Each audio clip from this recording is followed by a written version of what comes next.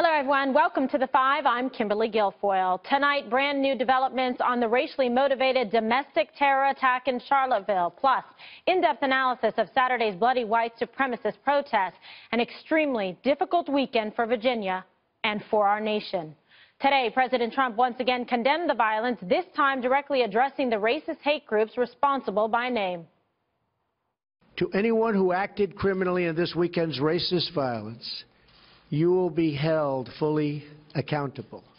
Justice will be delivered. Racism is evil, and those who cause violence in its name are criminals and thugs, including the KKK, neo-Nazis, white supremacists, and other hate groups that are repugnant to everything we hold dear as Americans. As a candidate, I promise to restore law and order to our country, and our federal law enforcement agencies are following through on that pledge. We will defend and protect the sacred rights of all Americans.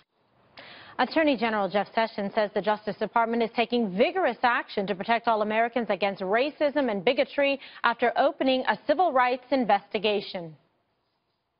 Justice will be done. We're coming after these people. It will not be tolerated. It cannot be tolerated in America. We go at it directly, morally, legally, politically, legitimately, in any way possible to reject this kind of ideology that causes division. It doesn't meet the definition of domestic terrorism in our statute. Today, the man accused of killing 32-year-old Heather Heyer by ramming his car into a crowd of peaceful protesters was denied bail in his first court appearance. More details on that later. Any moment, President Trump is expected to arrive at Trump Tower in New York City, and this will be his first day there since inauguration. And there are crowds of protesters outside, and we're going to be keeping a close eye on that and bring you any of the developments. All right, Dana, let's turn the discussion to, the protests, the death that occurred this weekend. Kind of take us through it in terms of the messaging, the communications, the president's initial statements, sort of the outcry after, and then the follow-up with today. Well, that was a good summary of all the things that have happened. And it's, I think the president's statement today was well written, well delivered. Okay. I do think it was really late. And I think what happened Saturday, I think I could understand the caution of not knowing who specifically had committed the murder. I wouldn't have tweeted best regards. I also would not have waited, the 2 days to answer more questions about it. For example, today, when he gave the statement, he had said on Friday that he was going to give a press conference on Monday. That's a Perino PR rule. Never announce a press conference until the morning of, because you don't know what the questions are going to be, the news of the day. I think he would have benefited today from taking questions at that moment, because he's frustrated now that he feels like his sincerity today is being questioned, that it wasn't good enough for the media. He tweeted that the media now is, he tweeted that, which basically makes it look like it wasn't sincere, but that he was doing it to make sure that the media was mollified. And I think that if he had spoken from the heart without the teleprompter in questions with reporters, he would have done himself a real service. Because when he took questions on the plane last week for like that, 10 to 20 minutes, it was like, obviously nobody speaks as well for him as he does for himself. True. So for the 48 hours, I think that was kind of unfortunate. But then moving on, how do you move forward with it? The protests are going to happen. They're also continuing. There's also some bad things that are happening. Just about an hour ago, some leftists, I'll call them, pulled down the Robert E. Lee statue in Durham, North Carolina. There's more violence expected. Like all of this stuff, and Greg will talk about the media part of it in the B block. I don't think this is going to necessarily get better initially. I think we are in for some tough nights ahead, maybe even days, and the schools are all coming back, and the danger of not having clear moral authority is a problem for the country. The nation turns their eyes to the president for certain reasons and certain events, and Saturday was one of them. Okay. All right. So, Greg, obviously, Attorney General Jeff Sessions taking this moment to specifically identify this as an act of domestic terrorism, and of course this also coming in conjunction with the president's renewed statement that he issued regarding and condemning this violence. Yeah, and I think that's the correct position to take. However, I'm aware that nothing that Donald Trump says will ever be enough. Let's face it, the people that hate him hate him. There's nothing he can say. He might have made an unforced error, but there's nothing that he can do to please the people. We saw how angry people were. They were more angry about his response than they were about the actual act. I saw it. I read it. I saw the rage. Does his statement, any statement, affect the outcome from Saturday? Not to those people. What I find interesting is we spent so much time on North Korea, obsessing on North Korea, wondering what was going to happen this weekend. And I finally realized the solution to North Korea is to just ignore it and forget about it, because that's exactly what we did. We took an event in Charlottesville and just completely erased this international threat, this existential threat that we've been talking about nonstop for weeks. That just went away. And it's still there, but we don't talk about it. We're not going to talk about it tonight. Every side has bad people. Some people have more bad people. Some places have more bad people than others. On the right, it's usually skinheads, white power freaks.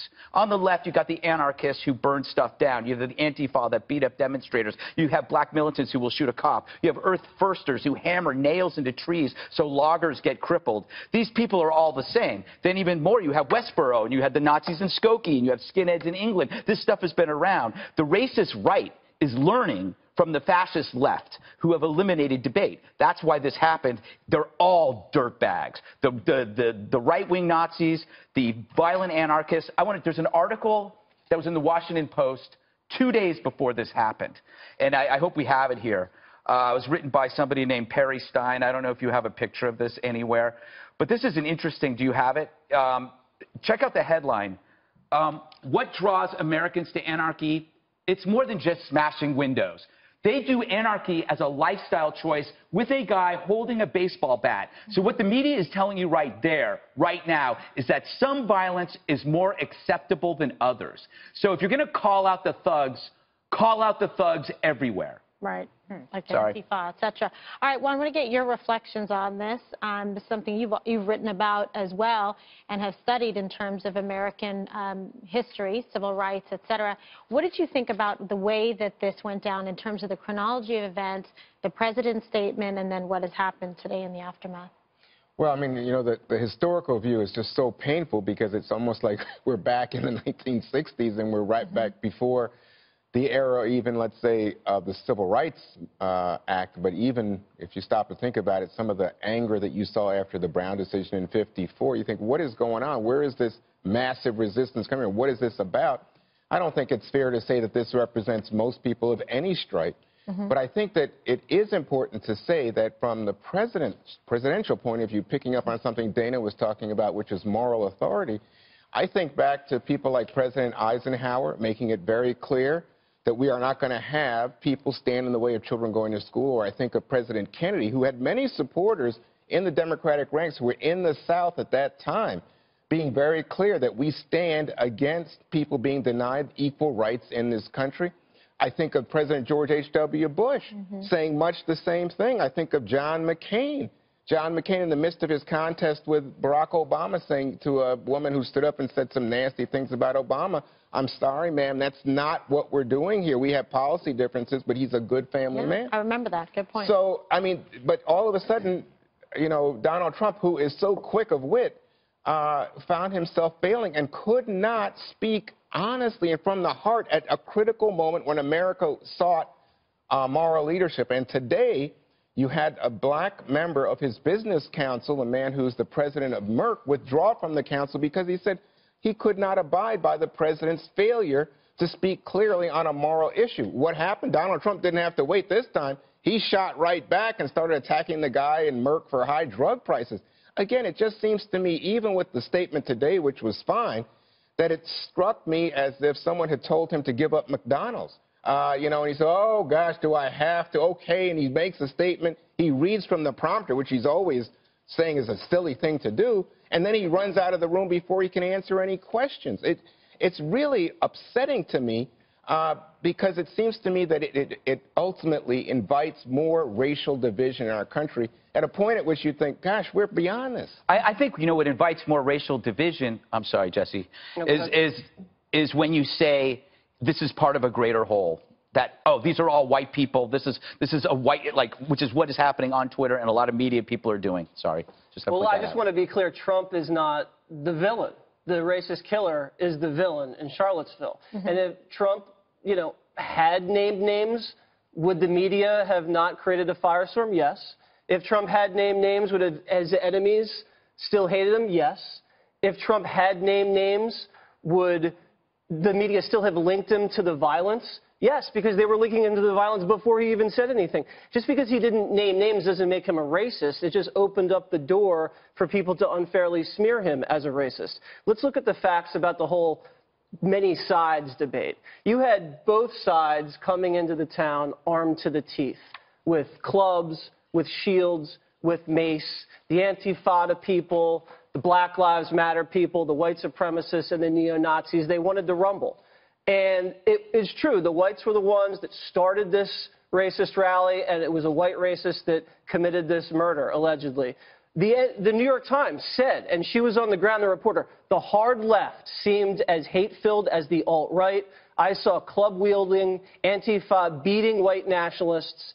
The ACLU of Virginia, not sure who provoked first. Both sides were hitting at each other.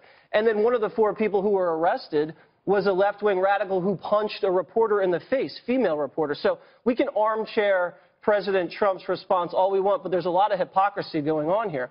Hillary Clinton waited 2 weeks after Benghazi to call that terrorism. If Trump had blamed Charlottesville on a video, maybe he would have gotten a free pass.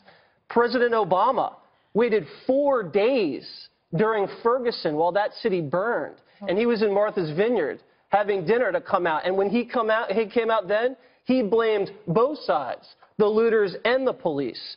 When Black Lives Matter activists executed NYPD people and shot cops cold dead in the streets in Dallas, what did the president do? He didn't condemn Black Lives Matter. Black Lives Matter got invited to the White House. And when he did speak about it, he goes, it's hard to untangle the motivations of the shooter, and we don't want to assign blame from one kook to a larger national movement. Obama called terrorism workplace violence, so it's hard to be lectured about word games from the left. And a Scalise shooter, this guy, a Bernie Sanders volunteer, targeted Republican congressman with a weapon. No one blamed Bernie Sanders for that, but they want to lay this death at the doorstep of Donald Trump. It's disgraceful. These same people who are mad at President Trump for saying radical Islam, now all of a sudden want him to say white supremacy. It's totally ridiculous. Jesse, you gotta make a distinction here between people who came and had torches in the night. I mean, and started this thing. I did. I say they were the ones that instigated the rally. No to this kind of racist. You can say no, but they came to rumble, Juan, and the police did nothing. The police stood down. Jesse, who knows if the mayor told them to stand down? Jesse, in any other city, you would have seen the police get out there and separate and divide people. Even the ACLU said that they stood by and watched this thing unfold. Jesse, I can't abide that. That's just not here's the problem. You didn't see police in the video. There's a couple of things that went wrong here. Number one, yeah, they should have shut it down, and they should have been, better prepared to make sure so that it didn't escalate to any kind of violence. If they knew they were going to have this protest, they should have made sure, and there's reports from reporters on the field, that they didn't shut it down. It should have been shut down. It's unacceptable, and there's been loss of life here. Number two, the criticism is about the communications of the president, because we sit here at this table and we criticize President Obama and past presidents if they weren't on message and if they did not denounce or come out and make a statement in time. And that's the criticism here, was that where was the president's messaging, the communications, and that there was a delay in it. Not that he's personally responsible for it, because people look to a president for guidance and for that kind of moral leadership, to hear what the president has to say, because the words do matter. We've sat here and said that about President Obama when he's been, a delay of game, to be fair. But to be fair, and perhaps Greg's right, it was an unforced error. I'm not in the president's head, thank God.